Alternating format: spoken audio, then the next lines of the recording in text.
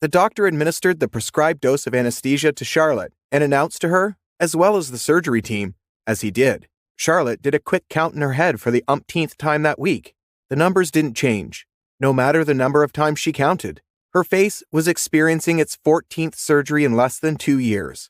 A different kind of feeling coursed through Charlotte. She assumed the feeling came from the deadening fluid the doctor administered. She tried to think, before the anesthesia took her off the earth and into an unknown state. The more she entered the surgery room, the more she knew the routine and the more familiar with the process.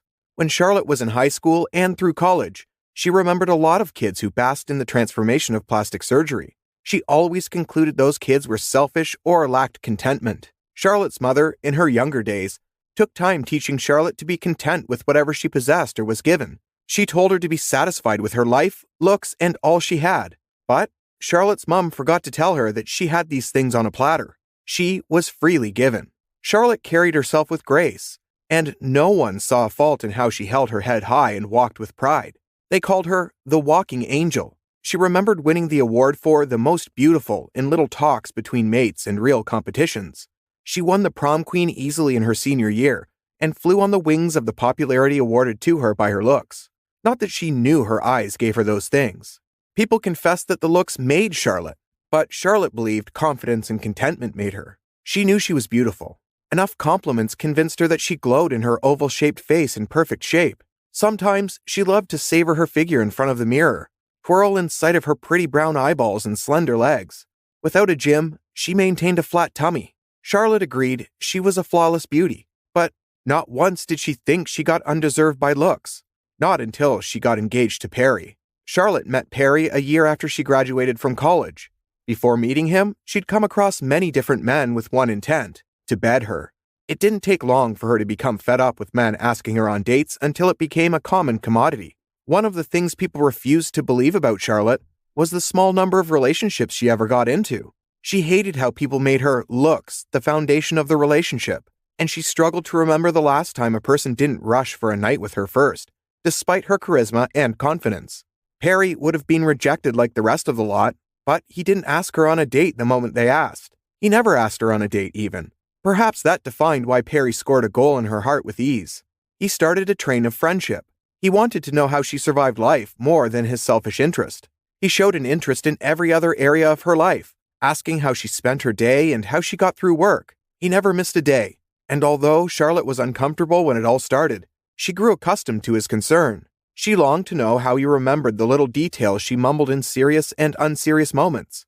The last person who did that was Beth's so-called best friend in high school. So-called because Beth befriended her for her original best friend, Kevin. Beth found out Kevin had a crush on Charlotte, and to help the chances of Kevin, Beth drew closer to Charlotte. When Charlotte found out, her heart broke from the betrayal, and she pulled away from the lot. She suspected the same about Perry, but killed the anxiety after a while.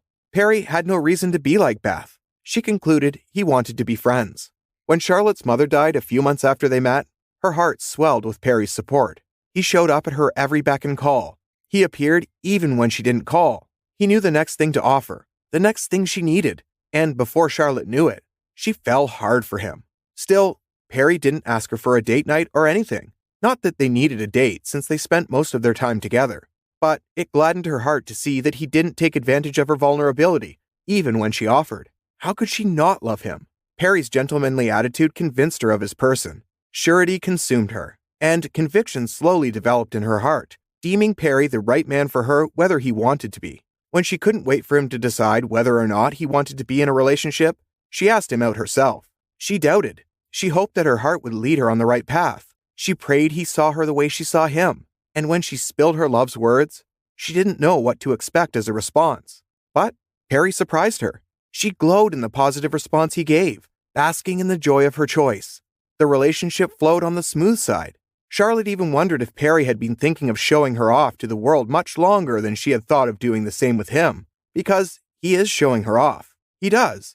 He never hesitated when it came to taking her out. He invited her to every place he went at any chance he got. The mall, hanging out with friends, sports, matches, and all. His hands had a permanent spot draped around her neck, screaming, "She's mine! Back off!" She loved it. She enjoyed the possessiveness he wrapped around her, and his loyalty to her took the minor position of her worries. Less than 2 years down the line, the two of them got engaged. This time, Charlotte got beaten by Perry, who popped the question when she least expected it. But her willingness was overboard.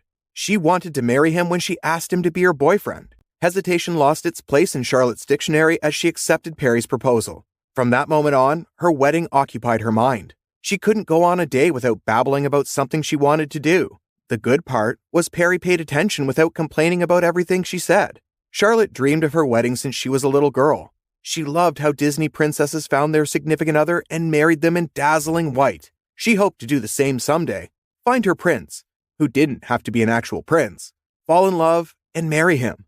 It seemed her dreams were starting to come true with her Prince Perry. Parts of her childhood fantasy added up in bits, and she loved it. She hired a wedding planner and got her friends busy preparing for her wedding. She shopped for her wedding dress and bouquet. On days she wasn't busy preparing for the wedding, she hung out with Perry and went on more dates and showed off. Charlotte remembered one such. They spent an evening at the park in the small town, where Perry prepared a small picnic. They planned to talk about the progress of their wedding preparations, take a break from the rush, and relax. But Perry spent time talking about how beautiful he thought she was. He didn't stop recounting how lucky he felt for having her. Charlotte felt flattered by his praises and almost feigned offense because that one time, while he praised her looks, he made it seem like he was only in a relationship with her because of her beauty. She tried to confront him with her fears, and he laughed hard. "Doesn't anybody ever tease you?" he said, and Charlotte became embarrassed for taking him so seriously. She shrugged off the uneasy feeling that eased into her from his words and allowed herself to enjoy the rest of the evening. The date was perfect, until someone from nowhere started to hit on Charlotte. Charlotte tried to denote if that person's attitude made the evening more perfect, or if he ruined it, because Perry launched out with his whole possessive attitude, and that caused Charlotte to blush for a while. The dude was forced to leave. "Didn't I tell you you're beautiful? I can't even leave you for a minute," Perry said. He wrapped his hands around her neck and rested his forehead on hers. For a while, Charlotte thought he would kiss her, but he held back. "You don't have anything to worry about," Charlotte shrugged in reply. "I'm not worried about you, honey. I know you won't leave me. I'm worried about how hard their hearts will break." He grinned, and Charlotte laughed. He planted his lips on hers, and the date ended with a kiss. Things were supposed to be on the best track from then on, especially since they married in a church like Charlotte had dreamed of all her life. But 2 other months down the line, she couldn't trace how life went from good to bad.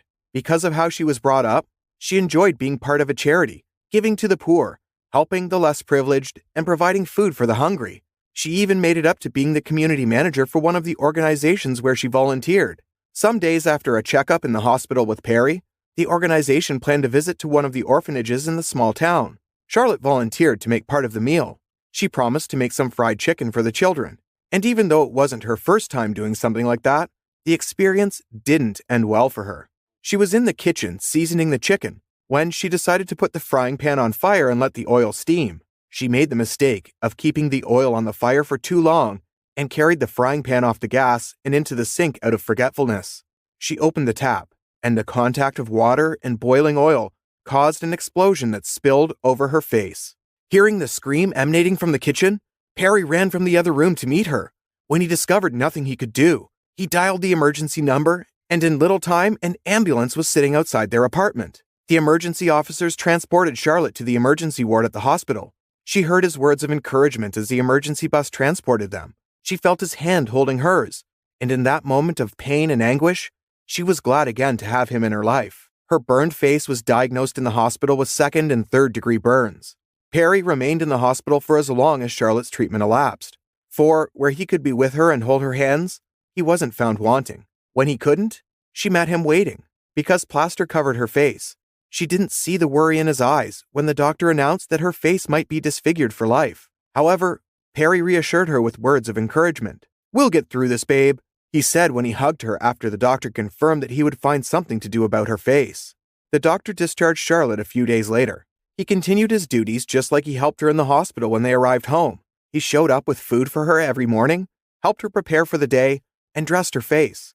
But after 2 trips to the hospital with no new information from the doctor, Charlotte noticed a change of attitude in Perry. He came home late, most times after she must have gone to bed. It happened so subtly. First, Charlotte wondered if he didn't know how to console her or if he was getting depressed too. But then, he didn't tell her about his outings or scheduled dates as usual, especially after the plaster that covered her burn was removed and her face became evident for all to see. Even Charlotte found it difficult to stay in front of a mirror. Charlotte tried to ask him on dates, but he came up with excuses here and there and pushed the thoughts aside. Whenever she stayed on the matter for too long, he flipped, disappeared for those nights, and didn't show up until the next day. Charlotte became confused. She tried to look for how to fix her face, but nothing worked. It happened slowly, but Charlotte began to lose the confidence she thought she had. Her so-called contentment was flushed down the drain, and she wanted nothing more than Perry's attention again. The new situation opened Charlotte's eyes to see that the confidence she thought she had didn't come from within after all. It came from the looks she so loved to argue was merely a bonus. Soon, she started to make sense of Perry ignoring her. Of course, it was logical. Although it made no sense to her, she wanted hard to justify his actions because of her love for him. Before the incident, Perry savored staring at Charlotte and soaking in her beauty. But after the accident, he didn't think so much as look her in the eye with love or adoration. Slowly, Charlotte lost her self-esteem and found herself begging Perry to stay. One afternoon, she wore her wedding gown again and stood before Perry, who was watching a show on television in their sitting room. Charlotte thought that reminding Perry she was his wife would make him see her as he did those weeks before, but the reaction she got emptied her stomach of whatever hope she possessed. Perry looked at her with disgust in his eyes. His frown spoke volumes, far beyond the capacity of words. Charlotte thought and asked aloud, "Are you embarrassed?"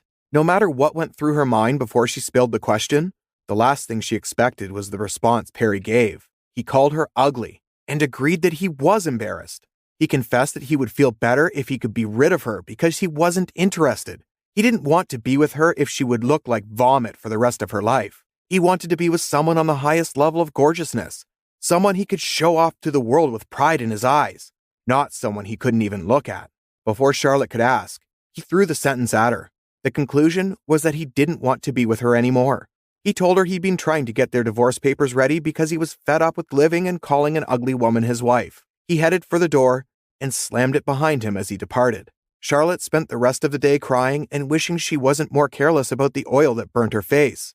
Encouraged by the divorce her husband brought up, Charlotte revisited the doctor for a solution to her predicament, and this time, the doctor had a solution in mind. She didn't tell Perry about it and signed the divorce papers he brought her sometime later. The surgery appointments started then. No one knew how it would end, but Charlotte tried it if it meant getting back all the things she lost. When she grew faint out of tiredness, her doctor held her hand through. He thought her confidence afresh and helped her understand that she could have her head high even when people didn't want to look. He pulled her out of the pool of depression and anxiety that she allowed herself to drown in.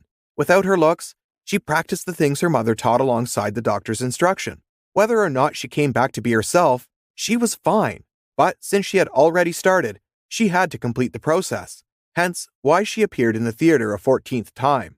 The 14th surgery started, and Charlotte felt herself drift away from reality into nothingness.